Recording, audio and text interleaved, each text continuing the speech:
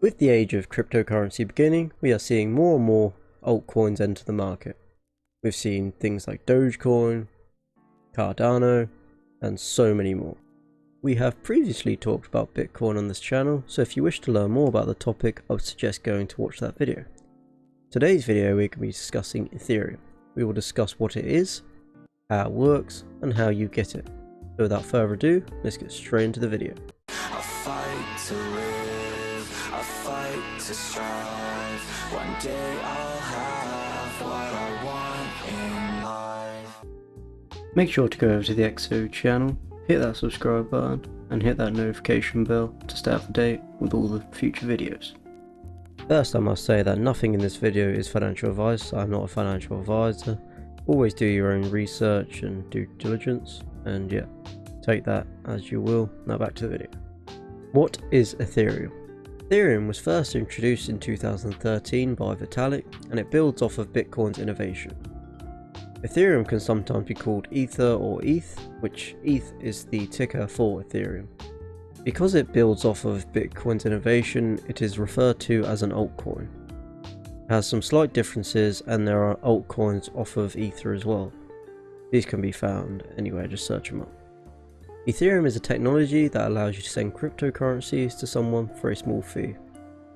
It also powers other technologies that people can use and no one can take down. Ethereum is more than just a payment system. It is also a marketplace for financial services. With the peer-to-peer lending system being similar to Bitcoin's, you can also send money directly to the recipient with no middleman. Because no government or company has control over Ethereum, it is pretty much impossible for them to stop you from receiving Ethereum payments or from you using Ethereum services. No one over here stopping me. No. Gotta let them know I'm uncontrollable. As long as you have an internet connection, you can access Ethereum. This levels the playing field for many countries, and this is one of the benefits of decentralization. You can think of Bitcoin like a store of value, like gold is. It's like a digital store of value.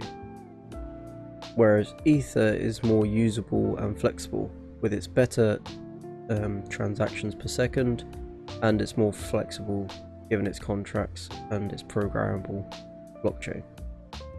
This is why I don't buy or hold any gold investments. I choose to invest in Ethereum and Bitcoin as a hedge against inflation, with the hopes of it actually doing some good in the future as well. So win-win-win all around. How does Ethereum work? A lot of this will be the same as a Bitcoin video, as Ether is an extension of Bitcoin. So in terms of the smart contracts though, that is something different. So the smart contracts, you can pretty much think of it like a vending machine. Say you have a bottle of water in that vending machine that's £1. If you then put in your £1, that vending machine will then give you that bottle of water. That is that contract fulfilled. Now with Ether you can program this to pretty much anything as long as it can be adapted to the blockchain technology. So if you think about that in terms of financial services, or pretty much anything you can put your mind to, but the vending machine is the simplest one to think about. That's why Ethereum has so much potential, as it will cut out all the middlemen, it will make transactions quick, simple. You have to be careful how you write the script for the Ethereum, as any slip up could be manipulated, or you could not get the desired result from that contract between you and the person if the Ethereum network isn't has the right constraints in, basically. So basically you program the Ethereum network with a set of criteria and rules that it must meet before it can be executed. You fulfill them rules, then the blockchain will automatically execute it, and then you'll get the desired result. No middleman, no worry, no stress, simple. Like I said, the only problem with that is you just need to be strict on how you set up that protocol, or it could be manipulated. It's not all sunshine and rainbows though. The world ain't all sunshine and rainbows. It's a very mean and nasty place, and I don't care how tough you are, it will beat you to your knees and keep you there permanently if you let it. The one issue facing Ethereum, or every crypto to be honest, is transaction speed. Bitcoin can only process 7 transactions per second, and the transaction time is about an hour, as opposed to Ether, which can handle 15 to 25 transactions per second and will handle these in 6 minutes. So you can see Ether's a major improvement over the Bitcoin transaction speed. But if you stop and think about how many transactions go on across the world every second, you'll quickly realize that this is a bit of a problem. Houston, we have a problem. Centralized exchanges are capable of handling thousands of transactions per second. As you think of things like Visa and PayPal, which gets thousands and thousands of transactions per second. So as you can see, there's definitely some ground to make up in terms of transaction speed, and we'll talk a bit more about that in a minute. Some good news, however: Vitalik, the maker of Ethereum, has stated that in about 4 years or even less, they think they could get the transactions per second for Ethereum to be up into the thousands, so that would then be more usable for sort of everyday activities.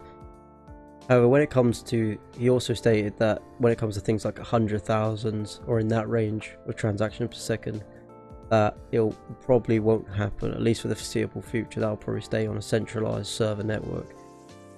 The problem you have is a mashup between security and transaction speed. If you have less security, you can make the transactions faster. However, to have something that is money, you need something that's secure and is fast. You need both of these aspects.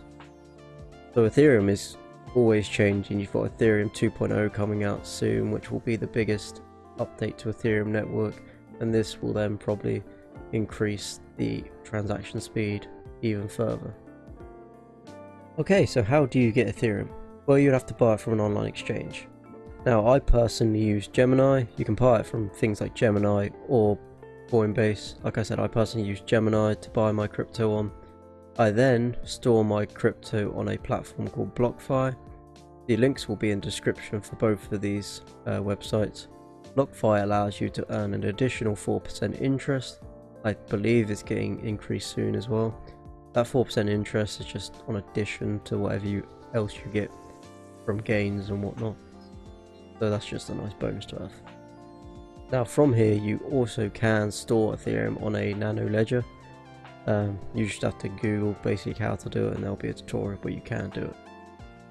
When people want to develop and expand on the Ethereum network, such as making a new coin, they will have to then pay the Ethereum network. Think of it like a bus ticket, you're just paying for the service it gives you. Depending on how much of the Ethereum network you require will depend upon the fee you have to pay for your project. Now the interesting thing is the more people that adopt the Ethereum network and want to work on it, the higher the fee will be. So if you think about this in terms of price through Ethereum, it gets pretty interesting. The more this technology gets adopted, the more it's known about, the wider spread it is, the higher the price will go. So as investors, that's me and you, we will benefit greatly from that. Developers not so much with the higher fees, but us as investors, it's a likelihood that we will succeed.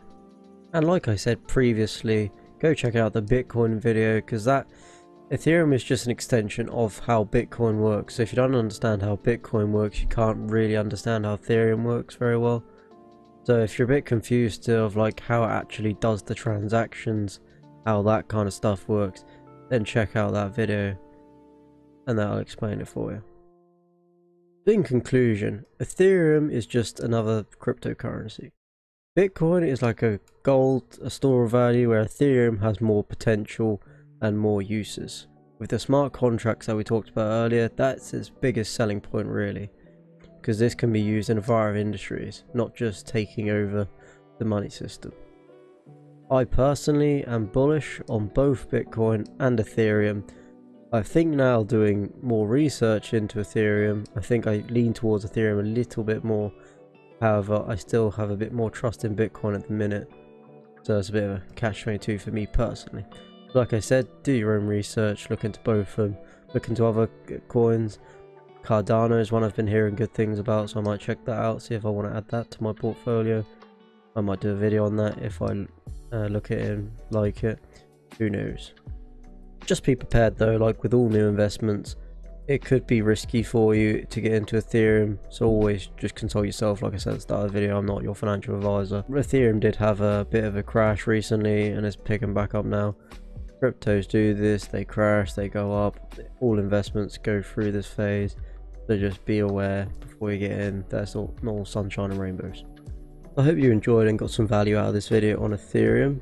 Any suggestions would be appreciated, just leave them in the comments below. Any videos you want me to cover, I'll cover that. Check out all the links in the description. Like I said, you've got Gemini and Blockfi down there. You've also got Train 212, you can use that, get a free share if you're into stocks. And then there's a bunch of other links down there designed to help you out. And I'll catch you in a bit. Peace out. Tell me pretty lies, look me in the face.